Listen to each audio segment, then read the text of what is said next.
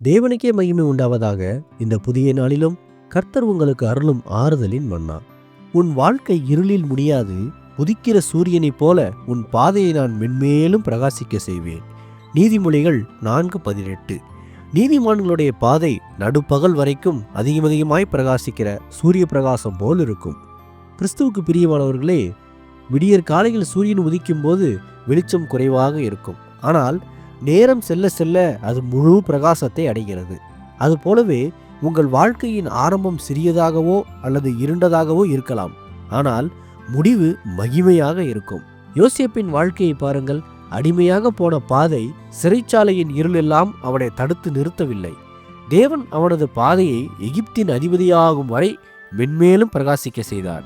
இன்று நீங்கள் சந்திக்கும் தோல்விகளும் ஏமாற்றங்களும் நிரந்தரம் அல்ல.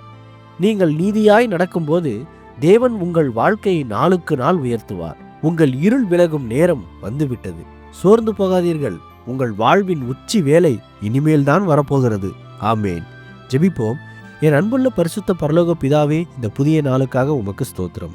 ஒளியின் தேவனே, இருளில் தவிக்கும் எங்கள் வாழ்க்கையை இப்பொழுதே பிரகாசிக்க பண்ணும். யோசேப்பை உயர்த்தினது போல எங்களையும் ஆசீர்வதித்து எல்லா தடைகளையும் உடைத்து எங்கள் பாதையை பிரகாசமாக்கும். இயேசுவே, கடன், வியாதி, மனமாரம் போன்ற போராட்டங்களில் சிக்கி தவிப்பவர்களை நீர் தொட்டு இப்போதே பூரண விடுதலை தாரும். இன்று பிறந்தநாள், திருமண நாள் கொண்டாடும் பிள்ளைகளின் இந்த புதிய ஆண்டை உமது நன்மையும் கிருபையும் தொடர பண்ணும்.